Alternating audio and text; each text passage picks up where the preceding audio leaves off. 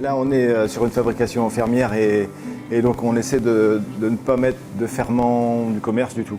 Là, vous avez les scientifiques qui sont là. On travaille avec l'Université de Caen pour nous aider à maîtriser justement le fait d'arrêter d'acheter les ferments du commerce pour que notre fromage soit encore un peu plus vrai, un peu plus autonome dans son goût. Et voilà. Maintenant, là, l'objectif, c'est de maîtriser durablement et le fait de ne pas ajouter ces ferments du commerce qui nous servent normalement à fabriquer les fromages. Alors pourquoi on achète des ferments du commerce? C'est parce que aujourd'hui tout est tellement propre que si on veut maîtriser les fabrications et aussi le temps de travail avec, on est obligé du coup là, on va cultiver nos ferments qu'on réajoutera tous les jours. Mais après avoir vérifié l'innocuité, c'est-à-dire on vérifiera aussi qu'il n'y ait pas de bactéries pathogènes dedans. Et le fait de vouloir garder sa signature, en fait on s'est dit mais est-ce qu'on a vraiment besoin d'ajouter ces ferments du commerce? Nous devons répondre aux normes sanitaires d'aujourd'hui. Donc nous devons être très propres sur les animaux, très propres au moment de la traite. Les vaisselles de traite et de fabrication ne sont plus en mesure aujourd'hui de transmettre un pied de cuve d'un jour sur l'autre. Ça c'est sûr. Donc en fait, à un moment, si on veut continuer de fabriquer, si on veut avoir de la réussite dans notre fabrication de camembert de Normandie, il faut ajouter des ferments pour respecter les normes sanitaires d'aujourd'hui. Quand on regarde en fabrication fromagère française, il y a des gens qui n'achètent pas de ferments, qui y arrivent. Hein. Mais là, on a une difficulté avec la technologie du camembert, c'est une pâte molle, donc on a 50% d'eau, et aussi on a une durée du fromage qui est assez courte. Donc en fait, si on a une bactérie pathogène au début, elle est multipliée par 10, par 100, par 10 000 à l'arrivée dans le fromage. Donc en fait, on a un risque qui nous a fait hésiter longtemps sur cet objectif. Et on a quand même osé, parce qu'on a rencontré des scientifiques qui nous ont dit « on peut vous prémunir ». Alors en discutant, hein, les échanges au début étaient quand même, on parlait pas la même langue. Hein.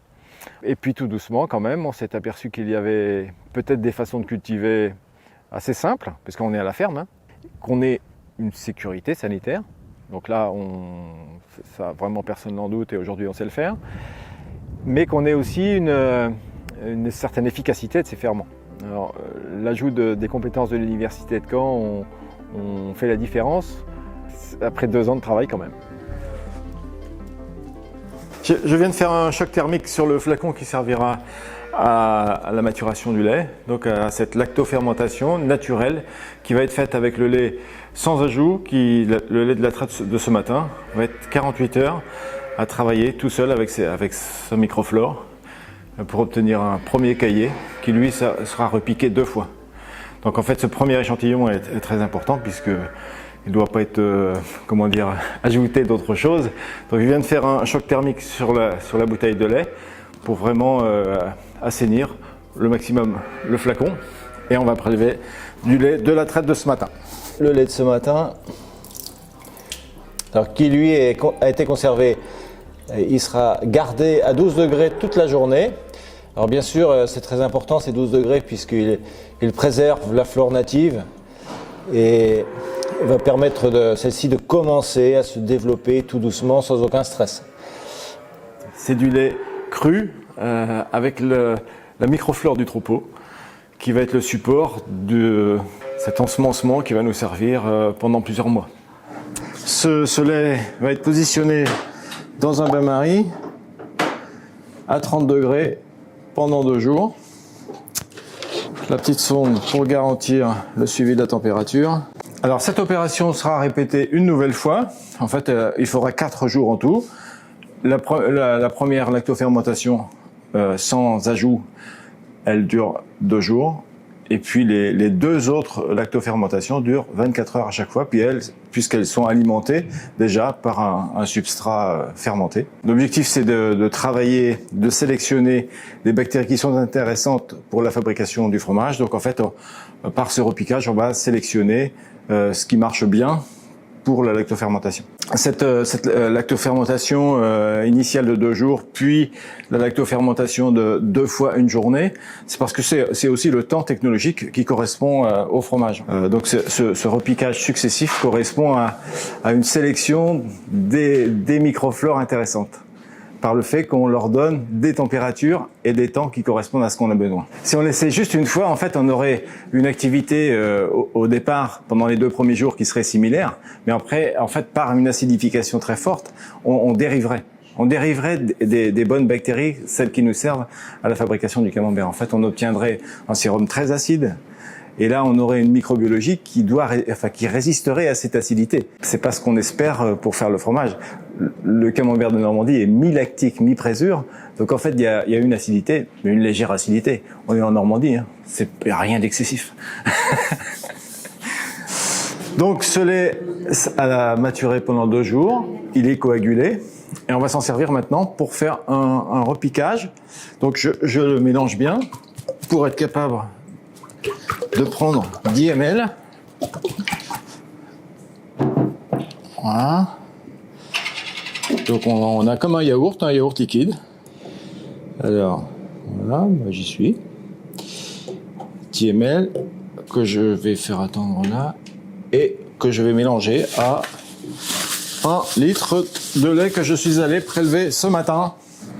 Voilà, alors ça c'est celui de ce matin auquel j'ajoute le lait qui avait caillé depuis 2 jours. Une petite agitation.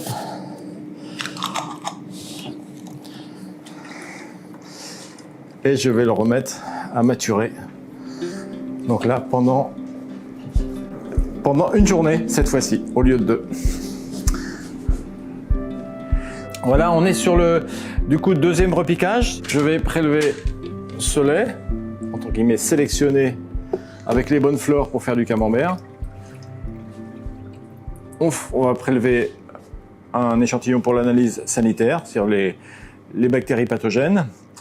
Et en même temps, à partir de ce lait, ce lait coagulé, on va commencer à faire nos glaçons qui nous serviront pour les semaines et les mois qui viennent.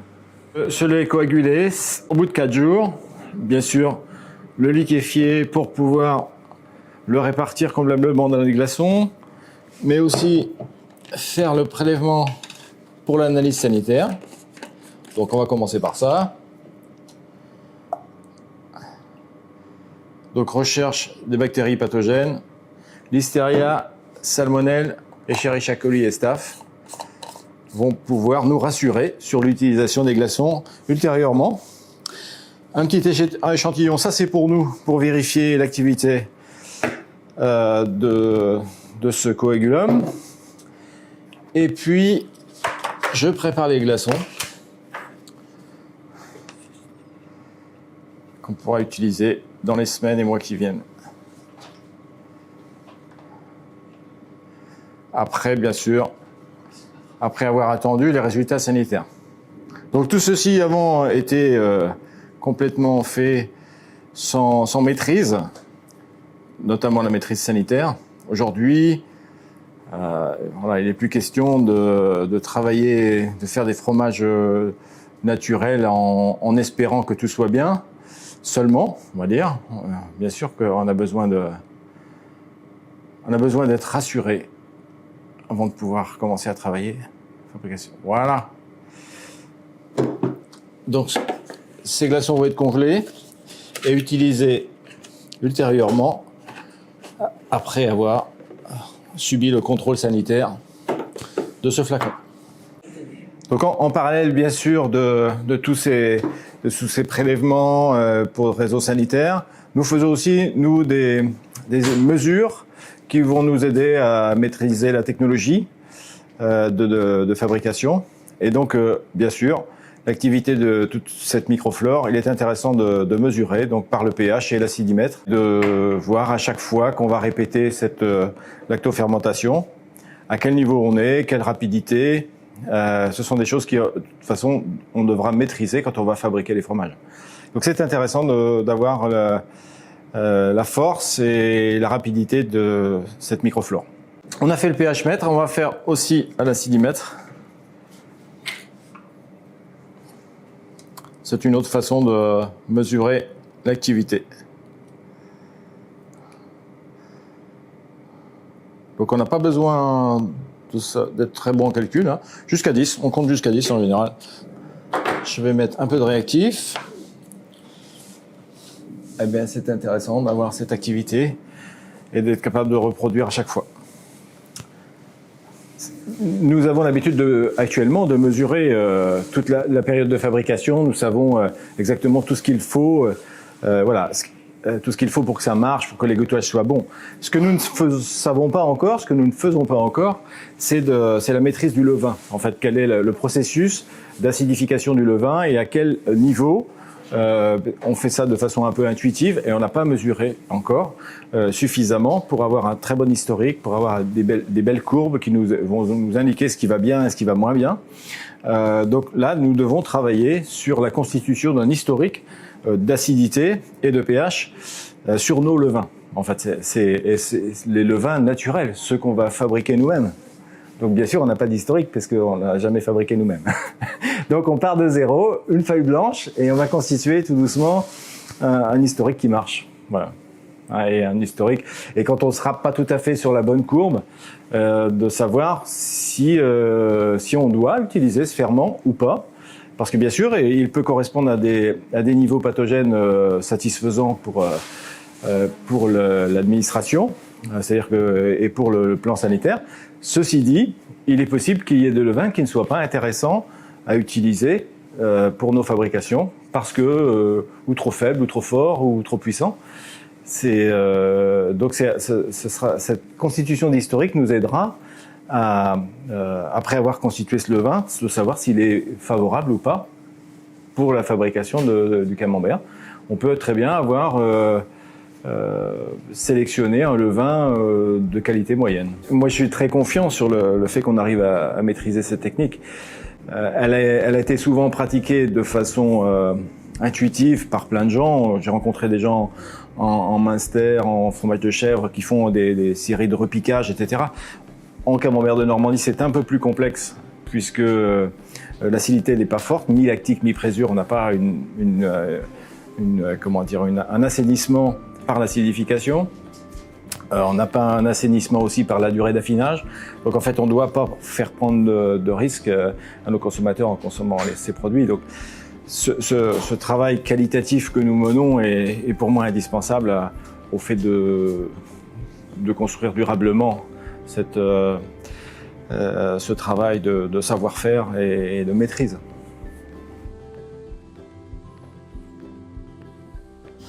Donc voilà, ces glaçons ont été congelés, donc ils sont le fruit de toute la sélection qu'on a expliqué ce matin, c'est-à-dire avec ces 3 phases de multiplication de la lactofermentation. Ces glaçons ont été vérifiés, il n'y a pas de germes pathogènes, et nous allons maintenant pouvoir du coup les utiliser comme le levain qui va nous servir de pied de cuve pour fabriquer et permettre la lactofermentation régulière. Donc voilà. Cette régénération, en fait, on va parler de régénération des bactéries congelées, celles dont on a besoin pour la fabrication des fromages, pour réguler le temps de fabrication. Donc ce glaçon va se régénérer au contact du lait. Il y aura une deuxième phase de multiplication et puis le levain. Voilà. Donc en fait, on a de cette façon l'autonomie en ferment, puisque ces ferments ont été sélectionnés à partir de lactofermentation de notre lait. On les a congelés, ce qui va nous permettre une utilisation reportée de plusieurs semaines ou plusieurs mois. Et maintenant, ils vont servir à l'autonomie de la ferme en lactofermentation. Donc ceux-ci, on les remet au au congélateur et ils seront utilisés à la suite. De les congeler va permettre de se débarrasser des fleurs qui ne sont pas intéressantes. C'est assez surprenant ça. On a découvert ça lors de cette étude. En fait, ça sélectionne plutôt les bonnes et ça écarte plutôt les mauvaises. Donc la congélation est un bon mode de sélection et de conservation. On est maintenant sur les premiers glaçons congelés et réutilisés à plus d'1 an, avec une efficacité tout à fait acceptable, tout à fait comparable à ce qu'elle était, cette efficacité à quelques semaines en fait. Donc on a un très bon moyen de conservation qui a plutôt une incidence positive. Et voilà, c'est parti, on va fabriquer avec ça. Donc voilà le travail tel qu'il se fait. Enfin, pour moi, ça me paraît bien de ne pas bloquer les souches. C'est-à-dire, bien sûr, on a des isolats de nos fermes qu'on pourrait lyophiliser et on va utiliser toujours les mêmes ferments. C'est une discussion qu'on a entre nous. Elle ne me va pas trop puisqu'en fait, c'est une signature qui n'évoluerait pas du tout. C'est notre signature, mais elle n'évoluerait pas, elle serait figée. Et on sait tous que c'est pas parce que on va ajouter quelque chose qu'on va avoir la même efficacité tout le temps. La technique de la lactofermentation qu'on peut réactiver tous les 2 ou 3 mois, en fait c'est comme un live. En fait, on suit l'évolution de la microbiologie du lait dans la ferme et on suit les conditions d'élevage, on suit les conditions météo et en fait on est plus près avec quelque chose qui marche et du coup ça évolue mais en continuité. Donc toute la technique de congélation et de remise en activité de ces glaçons et voilà, nécessite vraiment un travail précis d'étude pour savoir quelle dose on met, quel est le processus de réactivation de ces glaçons pour obtenir quelque chose de très satisfaisant en fromagerie qui nous permet de maîtriser cette fermentation. Il faut que ce soit simple, il faut que ce soit maîtrisable. Donc il n'y a aucune raison pour que ça change le prix du fromage, c'était la question du consommateur.